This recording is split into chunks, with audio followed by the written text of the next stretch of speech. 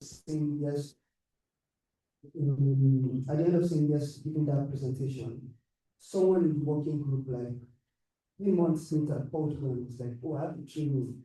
Can you come and deliver it? I said, yes, because I started saying yes. And I delivered the training. He asked me, how much would you collect? I said, so I can't collect money from you. 2 weeks later, I called him. I have interviews I want to do, but I don't have the time. Can you come and help me? I said, yes. So I went there, I did the interviews. Excuse me. I had, he asked me, how much do you collect? I said, I'm not collecting anything. He said, all right. Call me a week later. I have a meeting that I have to have with someone because what he did was HR consultancy for like really high level engagements with top government officials and whatnot. I was like, I have a meeting with someone. I need someone to come and take notes. Are you available? I said, yes. Said yes. And I went and I listened in on the meeting. And in the meeting, he told the person that I was his mentee. It meant a lot to me because I wanted it to be my whole job. And this happened on and off. I've been doing work for free for like 2 years, right? Then one day he called me and said, Emmanuel, I've been training you. I want you to come and do this training, but I'm going to pay you. Are you available? I said, yes. So I did the training and I made in a week. It wasn't a million, but it was close to a million for 1 hour every day for 1 week for that training, delivering sessions. That's the most I've done for training. Actually, that's not the most. That was the first time I made that kind of money. I was just like, wow. But everything that I've done up to then is what led to that. So me agreeing to do a presentation in my office led to him seeing me do a presentation and say, oh, this young man is sharp. Let him come and do other things for me. Now going back to my friend, Simi is the bravest person I know. She learned how to drive, and 2 weeks after learning how to drive, drove from Abuja to Kaduna, UK. That's like driving from Bournemouth to Manchester in 2 weeks after getting a driver's license, but not on good roads, very difficult roads. And she did it by herself. She drove by herself alone. Abuja Kaduna, so coming. Yes, exactly. Kaduna is closer. Yes. And that quit the job that he referred me to start an NGO that is still running till date. She's left the NGO and she's left the NGO. She's on the board, and we're getting somewhere on the board, and it's still running. Ran for House of Representatives with PDP and won the ticket. She didn't win the election, but she won the ticket. And she did her campaign while pregnant. Wow. Simi is late now. She passed away at 34. By the age of 34, she was pregnant, had a son, and ran a campaign while battling stage 4 cancer. And she did it without people knowing. Nobody knew she was sick.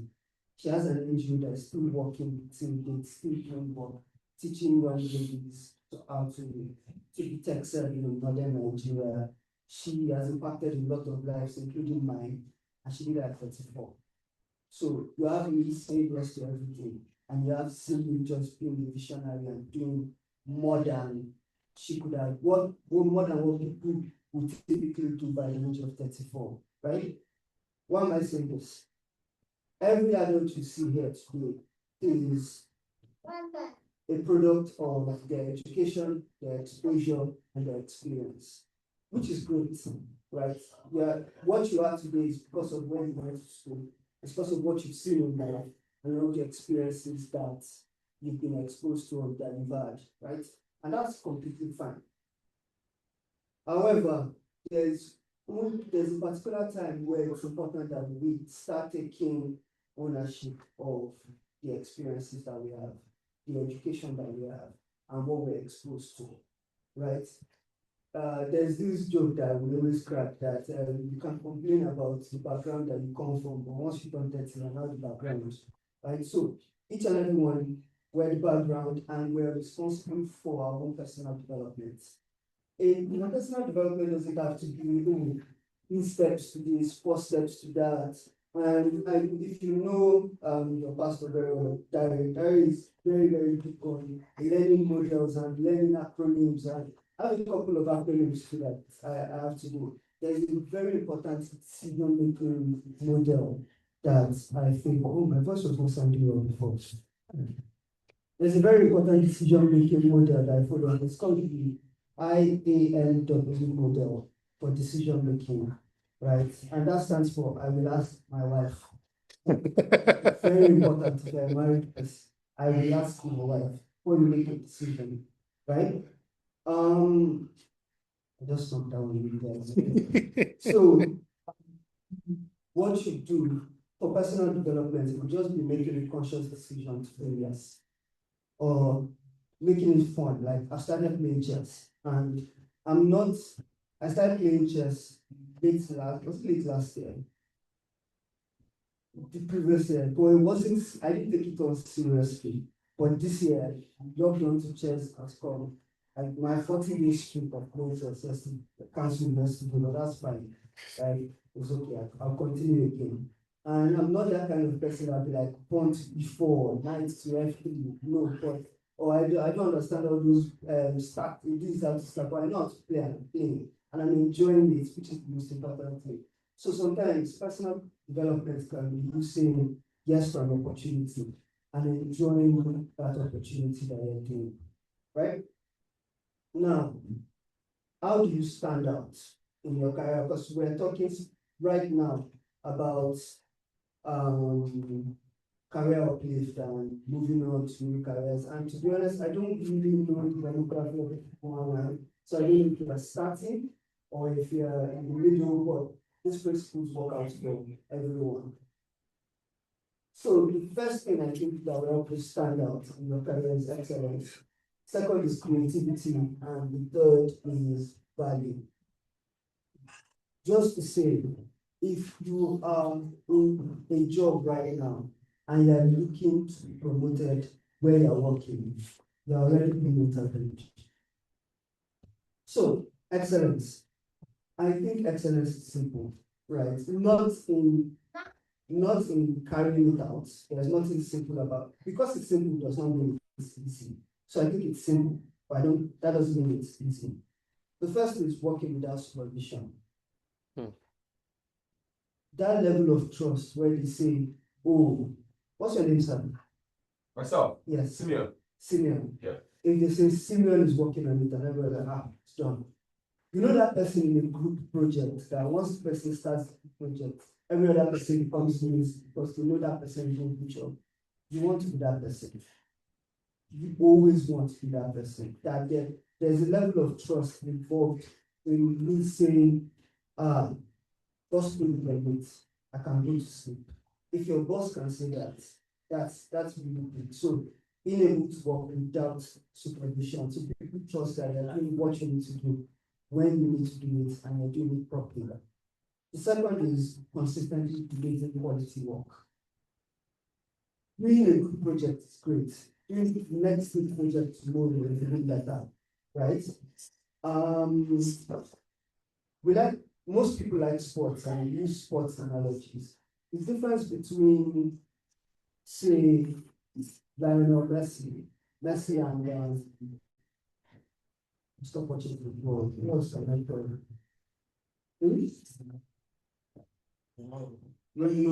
They are too close together, right? It's someone said Ronaldo. Saka, yes. Oh, yeah, exactly, Saka. The difference between both of them is even with Messi in his 30s, people buy tickets and they expect him to score. Since he started in Barcelona, there's been no game Messi would play that you wouldn't expect him to score. And most times he does. And when he doesn't, he would have an assist or 2 assists. So he would either create a goal or score the goal himself. And he's done that consistently for over 15 years. Right? So Saka on the other hand, if he scores, he scores. We are happy if he does. If he doesn't, we're not surprised. Like, I have an Arsenal fan there, I'm sure. We're not surprised when Saka doesn't do well. So what I'm saying is, don't be the person that lack of quality is not surprising. Be the kind of person that when you do work that isn't good, you'll ask you, is everything okay? Are you all right? What's wrong with you? This is not to kill you, right? And the last one is leadership. Be a leader, right? And why is leadership important? Because one, it sets you apart. It gives you the ability to create and make decisions for yourself. And it gives you a level of ownership and independence that other people don't have. I'm not going to teach us today on what it takes to be a leader. I'm sure somebody else is going to come to talk about that. But there are really great books, really great authors that talk about leadership. And yeah, you can take that out. So, excellence, step one. Step two, creativity. Be curious. I asked someone in my office, he's been a manager for about 15, 20 years now. And I asked him if you were to advise yourself and give yourself like words of encouragement, they'll pass up before you became a manager. What are some of the things you tell yourself? And he said something, he said, first, be curious. And one of the reasons is when we get into new positions and when we're given new opportunities, we're very eager to make an impact. So we want to quickly come in and create a new process, make something different, redecorate, do something that immediately people know that I've made an impact. And that's not bad, that's really great. But there's a reason why things are being done. It's like duct tape principle. You go somewhere and you see duct tape holding something together. Before you peel it off, ask why, who put it here and why. So understand why things are working the way they work before you try to change them. There's a reason. And the solution that was provided was probably sometimes could have been provided by someone even smarter than yourself, right? So first seek to understand before you try to be understood. And this works well with people. I forgot to say something important about leadership.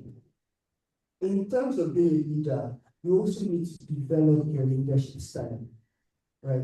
Everybody is a different type of leader. And one is understanding your personality, but the second is understanding where you want to be. So my leadership style, what I realized is I'm a nice guy and I don't like conflict.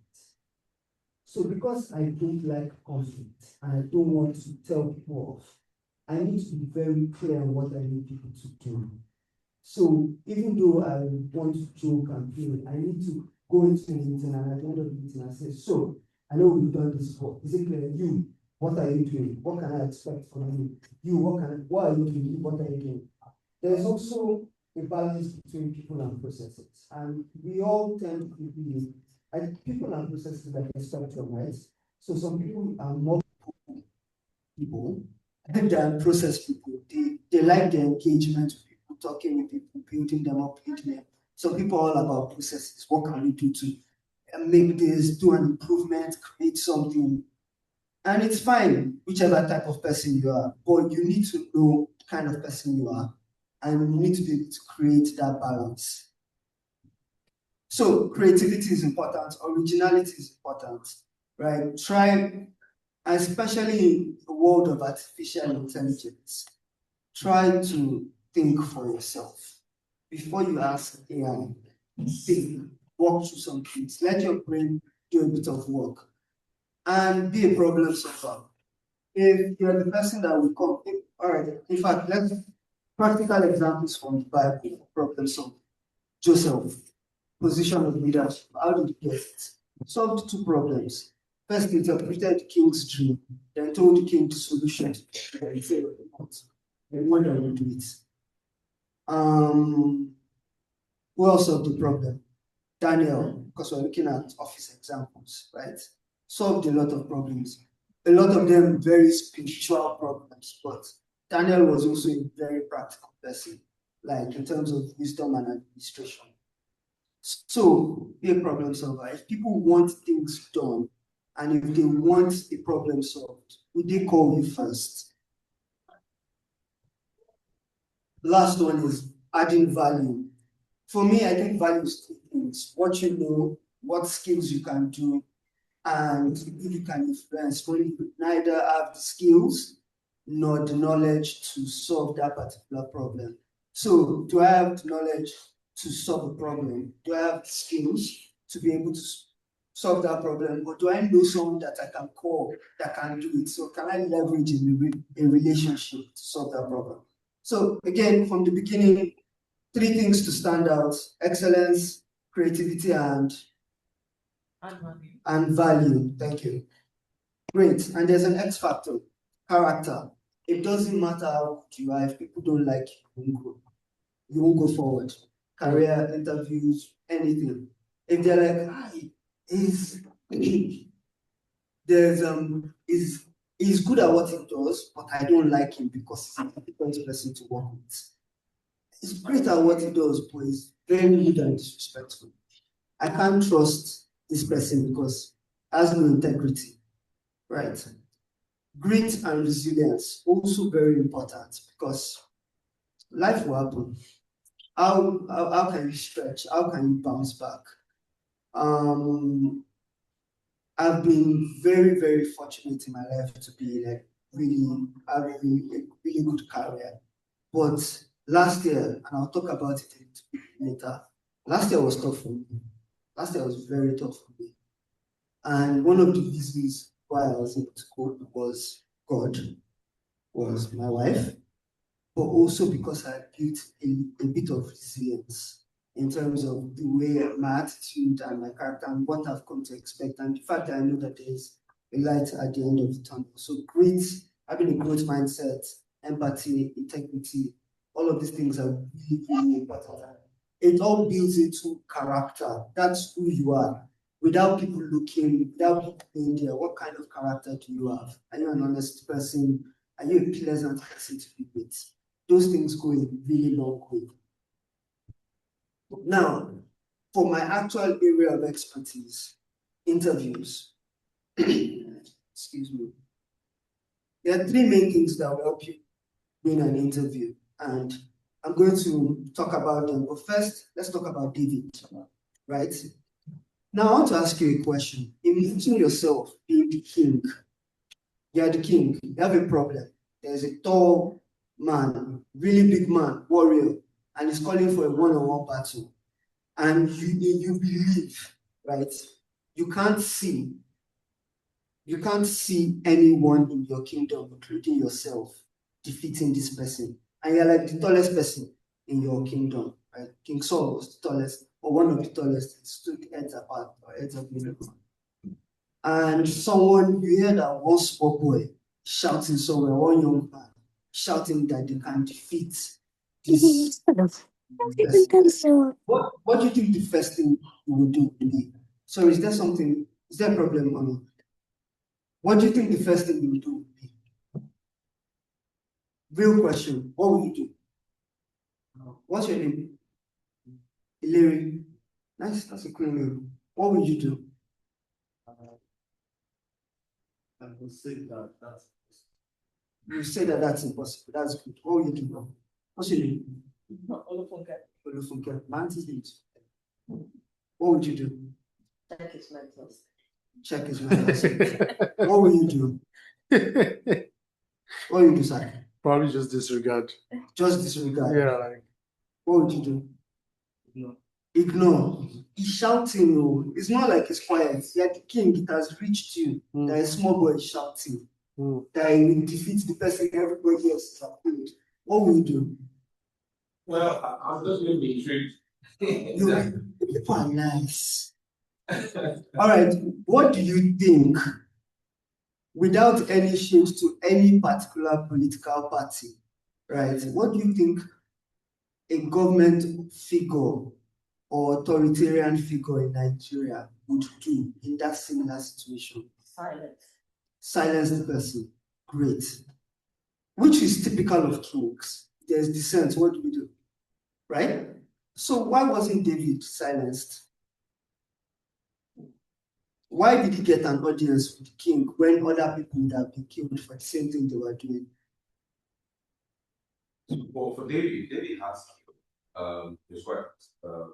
Apart from the knowledge he was of value to the king. How? I mean, he did play the harp, as we read, and he was the guy that played music and counted the names of the king, right?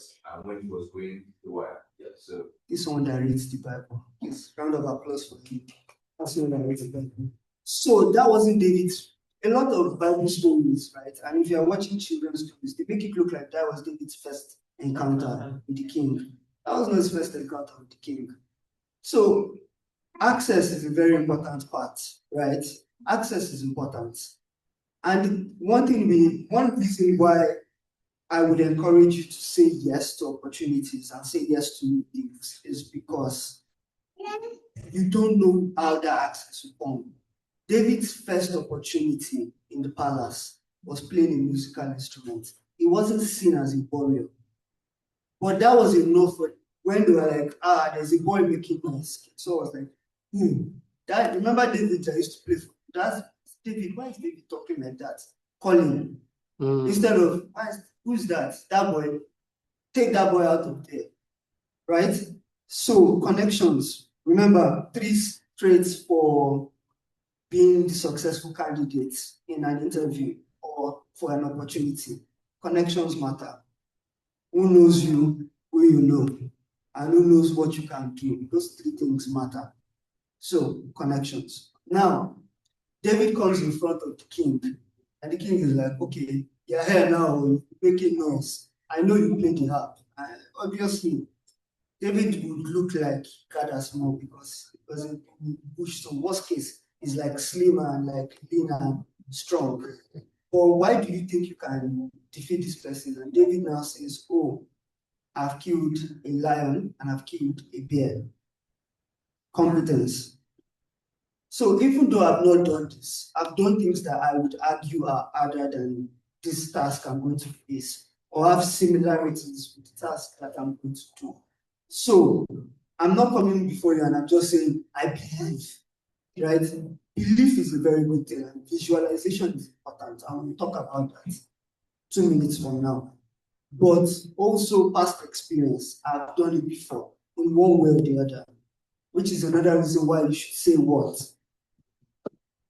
Why you should say yes. Great. And the last is composure. No matter how good you are, if you fall apart in the interview when you need to present, it's not going to work. I love basketball. I enjoy basketball a lot. And there's something in basketball that we call clutch, right? Now, clutch means when the stakes are high. And when the stakes are the highest, basketball is a timed sport. We have 4 quarters. The last 5 minutes of every game are the toughest because any action you take in the last 5 minutes can win or lose the game for you. You make the wrong pass, problem. If you foul someone at the last 2 minutes of a game, the team gets a free throw. It's called a bonus. So you don't just foul, you have to defend properly. The crowd you can feel the energy, the crowd is louder, everything just becomes tougher, lights are the brightest. Right? So they foul you. You are trying to score, they foul you, they take you to the free throw line. You're standing, you have to make 2 free throws to make 2 points. Right? Your arm suddenly gets shaky. It becomes the toughest free throw of your life. Right? For instance, Larry, right? Catch. No problem. All right. Very easy. I just threw it to him and he caught it without thinking. Larry, if you catch this next one, I'm going to give you 20 pounds. But if you don't catch it, you're going to give me 20 pounds. Do you agree? You agree? Can you catch it? Catch it. Nice, that's clutch. So you get 20 pounds for me. Round of applause for you. That is clutch, right? Now imagine if the stakes were higher, you lose the finals. Or for people that are more familiar with football, taking a penalty, the last penalty of the game, your legs will start shaking. So the only way, there are 2 things important there. One is practice. Practice builds competence and composure. The more you do it, the better you get at it. It's easier for me to talk here today because I've gone to stammer in other places. I've gone to, there's a word we have called tabon. I've gone to tabon in other places. I speak the wrong English. I've gone and I've messed up so many places. And even though I don't think I'm doing my best, or I'm at my best when it comes to public speaking, I know that I'm better than what I was yesterday because of repetition, right? One thing I'm really good at is cooking.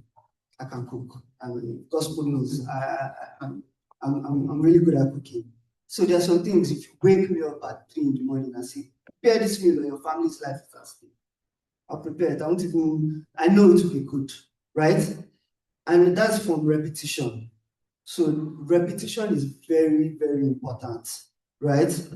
Repetition is important and it comes from practice, practice, practice. And I know I've said this a lot, but I can't stress it because it's the most important part. If you're competent and you have connections, but you don't practice interviewing or talking to people or being able to sell your relevance and your skill and your value, it really doesn't matter because even if they've placed you on a pedestal because of the people that recommended you or the way you've branded yourself online, if you can't say it that same way, they're just going to not person's mistake. It didn't come off well. It lacked the confidence. She didn't have it. And that's that. Right? So practice is important. Does anyone have any question at this point? I like questions. It makes it more interactive. Just anyone online, if you have a question, that would be great. Any questions? No? All right, we move. All right, now, it's great to be competent. It's great to have connections. It's great to, I'm running, this is the last slide.